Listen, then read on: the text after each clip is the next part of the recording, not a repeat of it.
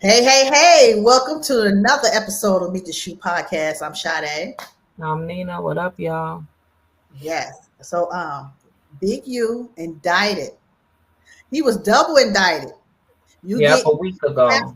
indictments, you turn yourself in, and you get charged with most stuff. 43 counts of indictment. Yeah. And Mine, so with mine that is right, with that indictment, right? So what happened was prior to him going to prison, going turning himself in, mhm. they had him on all these accounts, right? What we're learning is one thing about the feds, they try to charge you for hearsay, right? Yeah. And so he was already charged, right? And Mhm. that's what made him turn himself in. Some people say, why did he turn himself in? Well, he turned himself in because he's a big, major figure. Right. He's in his mind like he ain't do nothing wrong, right? They got all these recordings and videos of him admitting to a lot of the things that they were accusing him of. That's how they was Mhm. able to indict him in the first place, Oh, right? yeah. Now, this 43 count, what's we're speaking on, what they charged him with on Wednesday, was there was a one piece in there that we have to speak on because it involved our state, right? He Hmm. had in his contact list, he had somebody down as Jew Boy that Hmm. was an NBA player for Minnesota, right? This was back in 2022. Right. They had grabbed some conversations of him talking about how he's bigger than Nipsey Hussle and how he will destroy Anybody. anybody, and if I'm mistaken, murder them. Yeah.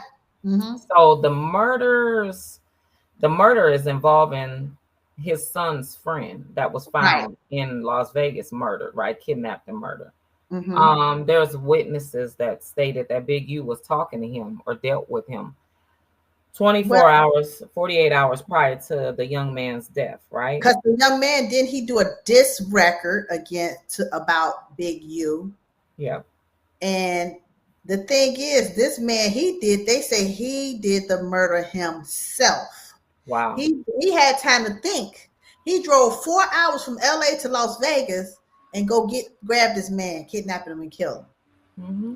And Hmm. the other record executive witnessed this. So this is a witness. He's supposed to be a witness against Big U as well. Okay. Yeah. So the NBA player's name, we looked it up, we searched, we couldn't find No. who specifically he was talking to. Now we can narrow it down as though we will Mm-hmm. narrow it down and find out who at that time was Jewish Or has and some that kind played for our state, right? of the Timberwolves allegedly. But he had a debt. Here's the debt, right? He had debt with another person or company that was connected to Big U. That company owned Big U Enterprise. Owed Big U Enterprise Mm-hmm. the money. Big U being as though he has very much major connections to Minnesota because he used to live here. He said it himself. He bought his first piece Mm-hmm. of land in Minnesota, right? Yeah. So, and there's lots of people that's active here in his, affiliated with his organization, gang, whatever they, call themselves. And Mm-hmm. so he has major ties here. He Mm-hmm. took it upon himself, ding dong. I just have to call him that for that. Just Yeah. dumb. To Ding be dong. on the phone, especially federally, you know better. You're on the phone having a conversation about what you're gonna do. You're gonna end somebody's life, stupid. Mm-hmm. And then you're running to Minnesota to check somebody to check in with hundreds of thousands of dollars that was supposedly sent to Big U Enterprise. Right. So the feds have a lot of reasons to be mad, right? Mm-hmm. There's some other artists that are in Big U's defense, right, stating that they never had to pay money to check in. Big U just wanted them to come and speak to the kids. Big homie Rich homie Quan, rest in peace, was speaking in an interview before he passed on, and he was talking about rest in peace to PNB Rock, right? Right. And he was stating that he checked in with Big U, and he described how Big U knew all of his whereabouts, his flights, his connecting flights, and who booked the flight for him, da da da da da.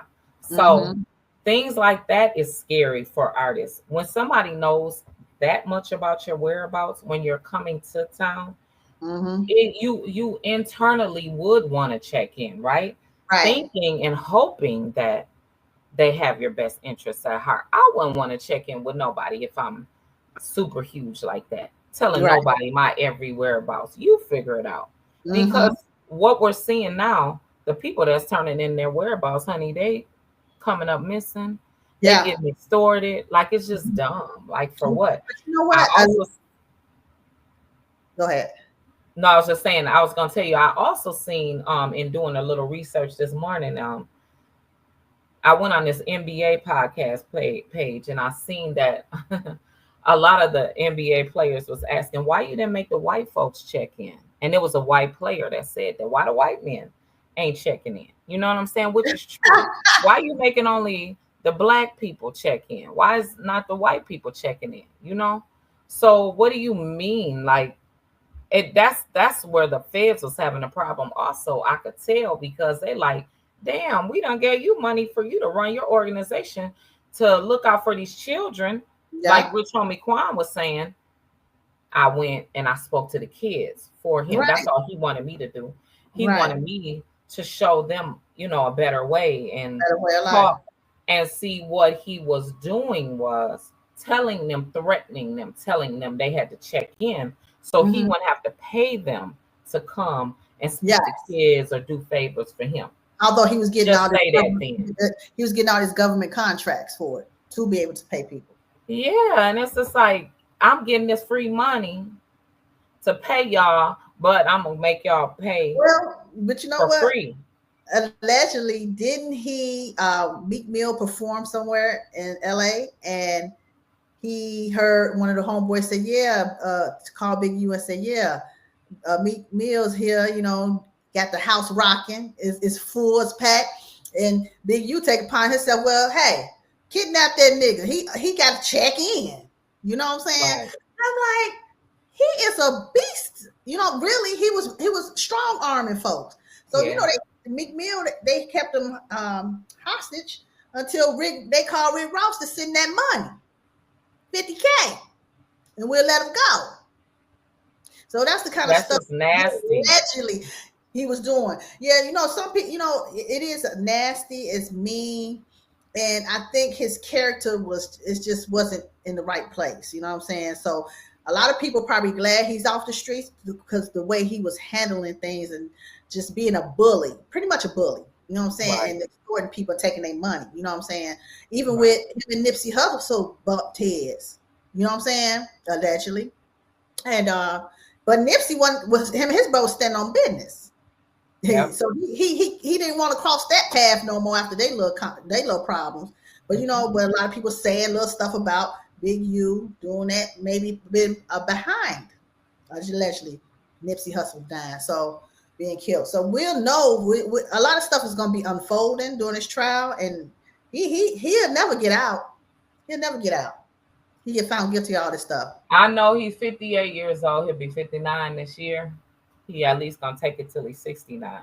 If he's not found guilty on either PNB Rock, Rayshawn Williams, or Nipsey Hussle, right? Well, if he has any affiliation with I'm talking about anything to do with that. That's life. That's what they said, life. And in the feds. Yeah. Well, y'all, that's all we want to cover. Thank you for tuning in. Make sure y'all like, share, subscribe. And we will see y'all on the next episode of Meet the Shoe. Thank you, guys.